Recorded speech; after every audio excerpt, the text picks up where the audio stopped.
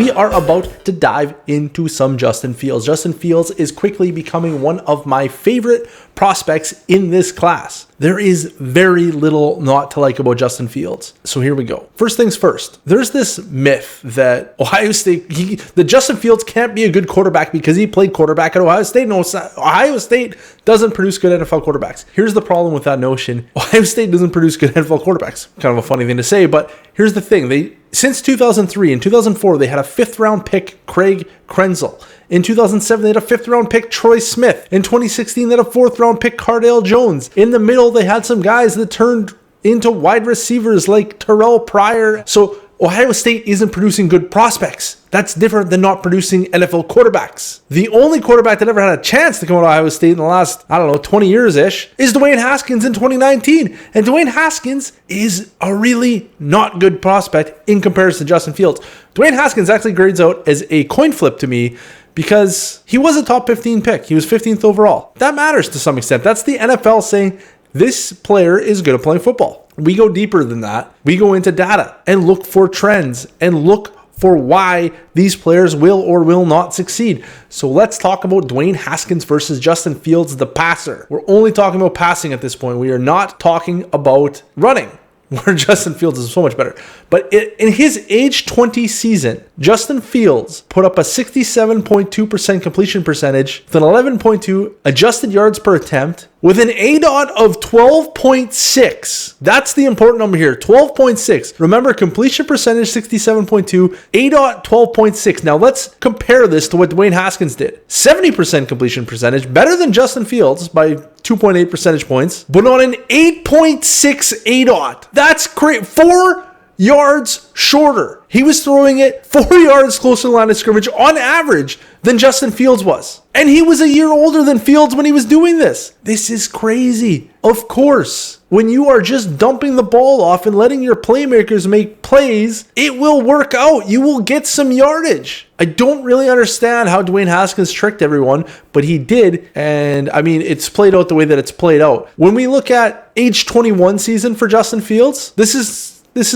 similar to Dwayne Haskins' season was at age 21. He only played 1 year. So Justin Fields' age 21 season, 70.2 completion percentage, 10.1 adjusted yards per attempt, and still an ADOT of 10.4. Still 2 yards further down the field than Dwayne Haskins. Justin Fields is a true triple threat. He is accurate, he throws deep, and the dude can run. There's nothing he can't do on the football. Oh, and he's huge. Justin Fields is 6'3", 227 pounds. He's a damn prototype. He runs a 4.46 40-yard dash at 6'3", 227 pounds. This guy can break fantasy. He can actually break fantasy. He has that potential. The thing that I really like about Justin Fields versus Dwayne Haskins is when you look at their PFF grades, at age 20, Justin Fields put up a 92.4 PFF grade. That's 3rd all time. At age 21, he put up a 92.2. At age 20, or for that age, that's 7th all time. Dwayne Haskins put up an 84.9. That's 20th. Justin Fields is a better passer than Dwayne Haskins. And Dwayne Haskins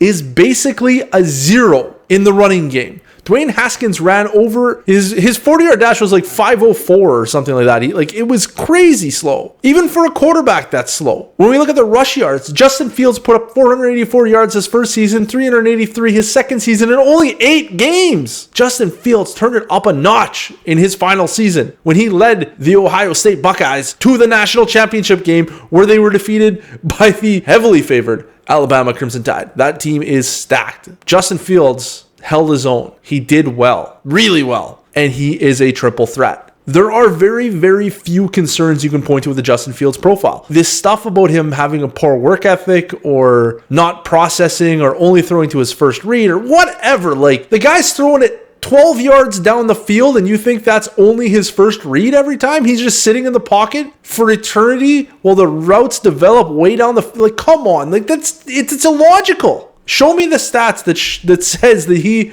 only throws to the first read. That is bananas. I've never actually seen those numbers and where they come from. I would love to know. Justin Fields is easily my quarterback 2 for fantasy. I can understand the appeal. There was a time when I was thinking, you know what? Actually, maybe this Zach Wilson guy is pretty good. I think Zach Wilson is pretty good. Don't get me wrong. But Justin Fields has every dimension that you can ask for. Justin Fields has a much higher ceiling for fantasy football where the Konami code is king. If you look at what the quarterbacks are doing nowadays, we are seeing that, like it used to be, if you're a Konami code quarterback, you get into the top 12. Now, all of the quarterbacks in the top 12 are Konami code quarterbacks. All of them. Justin Fields is going to fit right in, and he might be one of the better ones. Not many quarterbacks have Justin Fields' accuracy. Not many have his consistent excellence. 92.4 PFF grade, 92.2 PFF grade, 67% completion percentage, 70% completion percentage, 12.6 ADOT, 10.4 ADOT. This guy does it all. And now they're talking about him falling in the draft for these unsubstantiated claims of poor character or poor processing or poor work ethic or whatever they are. Nobody can point to a specific example. You know, he doesn't have any off-field concerns that we can actually point to. He doesn't have a DUI. He didn't rush out to midfield and plant a flag. Like, he didn't do any of this stuff that gives these quarterbacks a bad name. He didn't do any of it. There's nothing that anybody has actually shown other than whispers from the back room of people that are likely trying to take his stock. That's the only explanation, because if they're unsubstantiated, it's just rumors. It is just rumors. Don't fall for that stuff.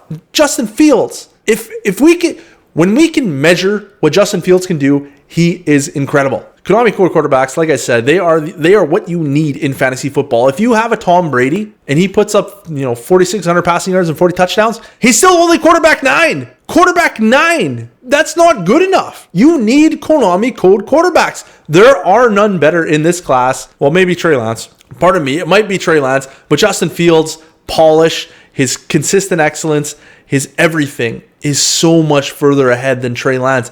The bust factor on a Justin Fields compared to a Trey Lance is not the same. It is nowhere near the same. We've only ever seen one season from Trey Lance at a low level. And he wasn't that good at a lot of the descriptive metrics that we can look at to tell us how good he was at playing football that year. His stat line is popping. Like, it pops off the page. He had 28 touchdowns and 0 interceptions. It's pretty good. He had 1,100 yards rushing. That's friggin' incredible. But it's only one season and it's at a low level. So we have to have more than one season to put Trey Lance in a Justin Fields tier. Zach Wilson doesn't offer what Justin Fields does. Justin Fields, honestly, by the math, I think Justin Fields is a better quarterback than Trevor Lawrence. The difference is we have actual stuff that is telling us Trevor Lawrence is better than everyone, ever.